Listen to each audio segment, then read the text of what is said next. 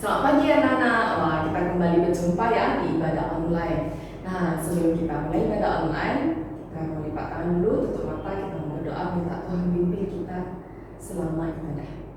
Tuhan, terima kasih untuk satu hari lagi yang masih Kau berikan untuk kami. Tuhan, sebentar lagi kami akan memulai kebaktian. Kau yang pimpin kebaktian kami dari awal hingga akhirnya. Hanya dalam nama Tuhan kami berdoa dan mengucapkan syukur. Amin. Mari kita angkat pujian Matahari Bersinar Terang.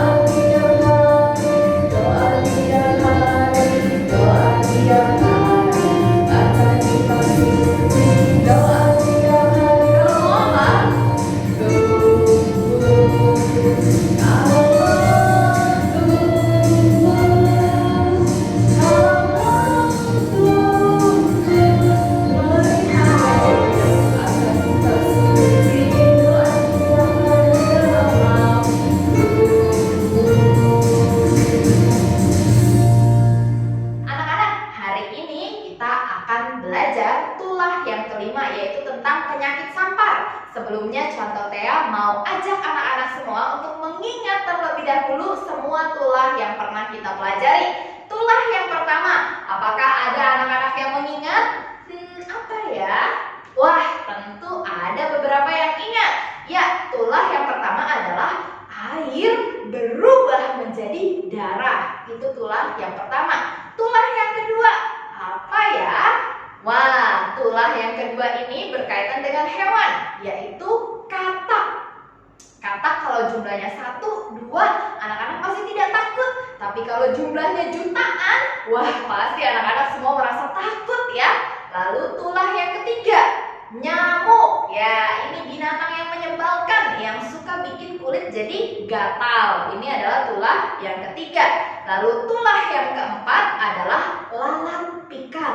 Lalat yang sangat unik, berbeda dari lalat yang ada di pasar ya. Nah, hari ini kita akan belajar tentang tulah kelima, yaitu tentang penyakit sampar. Anak-anak tentu penasaran kan, penyakit sampar itu penyakit apa sih? Dan penyakit ini menyerang hewan atau manusia? Kita akan belajar hari ini tentang tulah yang kelima. Nah, anak-anak, ternyata penyakit sampar ini tidak menyerang manusia.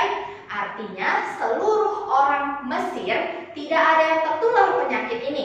Penyakit ini hanya ada pada hewan, dan penyakit ini membuat seluruh hewan yang ada di Mesir menjadi sakit ya. Nah, pada hari itu Tuhan menyuruh Musa untuk menghadap kepada Firaun.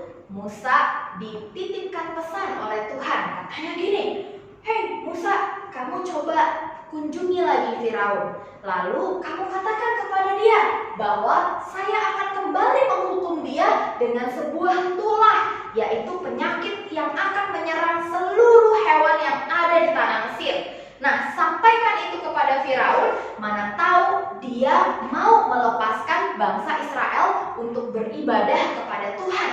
Tetapi ternyata setelah Musa datang kepada Firaun, apa yang Firaun katakan?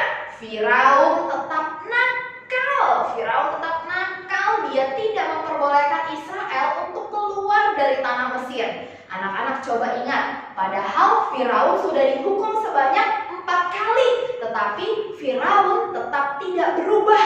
Dia tetap menjadi orang yang nakal. Dia tidak mau melepaskan bangsa Israel.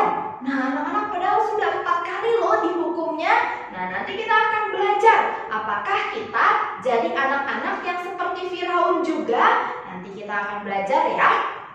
Nah, setelah Firaun tidak mengizinkan bangsa Israel untuk keluar dari Mesir, akhirnya Tuhan menurunkan tulah yang kelima. Seluruh hewan yang ada di tanah Mesir, mulai dari kuda, lalu juga ada keledai, lalu juga ada kambing domba, dan yang terakhir ada unta. Semua hewan yang mereka miliki semuanya jatuh sakit, dan karena penyakit ini sangat cepat menular, jadilah seluruh hewan yang ada di tanah Mesir banyak sekali yang mati. Wah, anak-anak, hal ini ternyata membuat seluruh warga Mesir jadi panik. Lalu muncullah beberapa orang yang penasaran. Wah, seluruh hewan yang ada di tanah Mesir ini kan mati. Kira-kira bagaimana hewan ternak yang dimiliki oleh bangsa Israel? Apakah mati juga? Nah, kira-kira mati juga atau enggak? Anak-anak, ternyata di tulah yang kelima ini Tuhan membuat sebuah perbedaan antara bangsa Israel dan bangsa Mesir. Nah, waktu seluruh hewan ternak di Mesir mati, ternyata tidak ada satu hewan ternak pun di Israel yang mati. Wow, Tuhan sangat luar biasa, berkuasa atas alam semesta. Tuhan kita sangat hebat. Dia bisa membuat hewan ternak yang ada di Mesir mati, tetapi hewan ternak bangsa Israel tidak mati. Anak-anak, ini untuk menghukum Israel, untuk menghukum Mesir, karena orang Mesir sudah berbuat jahat dan sudah menjadi orang yang nakal, tidak mau mendengarkan apa yang Tuhan perintahkan. Nah, anak-anak, tadi kita sudah melihat ya bagaimana Firaun tidak mengizinkan. Sekarang sudah dihukum dengan penyakit sampar, apakah Firaun mengizinkan bangsa Israel keluar dari Mesir? Ternyata Firaun tetap tidak mau membebaskan bangsa Israel. Inilah yang disebut dengan keras hati. Keras hati itu apa sih contoh Tea? Apakah hatinya keras ya seperti batu? Tidak. Anak-anak, keras hati itu artinya apa sih? Keras hati artinya itu tidak mau mendengar. Nah, misalnya nih, anak-anak sudah diberitahu tidak boleh jambak rambut karena sakit, tapi anak-anak tidak mau mendengar. Anak-anak tetap jambak rambut temannya sampai temannya menangis. Ini namanya keras hati. Sudah dikasih tahu, tapi tidak mau mendengar. Anak-anak pernah nggak kayak gitu? Misalnya nih, Koko sudah kasih tahu, nonton TV jangan terlalu lama, tapi anak-anak tidak mau dengar. Saya mau lama-lama nonton TV. Misalnya juga, Papa sudah kasih tahu, jangan main handphone terlalu lama, tapi anak-anak tidak mau dengar. Anak-anak mau terus main handphone. Ini namanya keras hati. Anak-anak pernah seperti itu? Wah, nanti ke depannya jangan diulangi lagi ya. Lalu keras hati juga apa sih? Keras hati berarti melawan waktu diberitahu. Firaun waktu diberitahu dia melawan. Dia tidak mau mengikuti perintah Tuhan. Nah, anak-anak jika keras hati ketika mama, papa, atau koko kasih tahu atau nenek kasih tahu, anak-anak melawan, tidak mau tahu, nggak mau nerima kalau dinasehati. Disuruh mandi malah kabur, disuruh makan malah kabur, malah main handphone, malah main game. Ini berarti anak-anak sedang berkeras hati. Anak-anak keras hati adalah sikap yang tidak disukai Tuhan.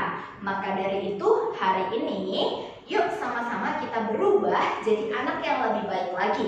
Tidak keras hati, mau mendengar dan tidak melawan jika diberi tahu. Jangan seperti Firaun. Nah, hari ini ayat hafalan kita adalah Ibrani 3 ayat 15. Pada hari ini jika kamu mendengar suaranya, janganlah keraskan hatimu seperti dalam kegeraman. Artinya hari ini jika anak-anak mendengar suara Tuhan, suara dari kebenaran firman Tuhan untuk berubah jadi lebih baik, mari kita sama-sama berubah. Bertobat sama dengan berubah, artinya menjadi anak yang lebih baik lagi. Yuk kita berdoa. Tuhan Yesus, terima kasih hari ini kami sudah belajar dari kebenaran firman-Mu untuk kami tidak menjadi anak-anak yang keras hati. Tuhan Yesus, maafkan kami jika selama ini kami menjadi anak-anak yang keras hati, tidak mau mendengar dan suka melawan ketika diberitahu. Tuhan Yesus, kami mau berubah jadi anak-anak yang lebih baik lagi, dan Tuhan Yesus tolonglah kami. Dalam nama Tuhan Yesus kami berdoa, amin. Anak-anak, contoh Tea punya 3 kuis untuk kita hari ini. Yang pertama adalah, apakah manusia diserang oleh penyakit sampar? Itu yang pertama. Yang kedua adalah, apakah Firaun mengizinkan Israel keluar dari Mesir setelah seluruh hewan ternaknya terkena penyakit sampar? Yang ketiga adalah, apa itu sikap keras hati? Nah, kirimkan jawabanmu kepada wali kelasmu segera supaya mendapatkan nilai karakter yang baik. Cukup sekian cerita hari ini, mari kita membacakan doa Bapa kami. Bapa kami yang di surga, dikuduskanlah namamu, datanglah kerajaanmu, jadilah kehendakmu di bumi seperti di surga. Berikanlah kami pada hari ini makanan kami yang secukupnya, dan ampunilah kami akan kesalahan kami, seperti kami juga mengampuni orang yang bersalah kepada kami. Dan janganlah membawa kami ke dalam pencobaan, tetapi lepaskanlah kami daripada yang jahat, karena Engkaulah yang mempunyai kerajaan dan kuasa dan kemuliaan sampai selama-lamanya. Amin.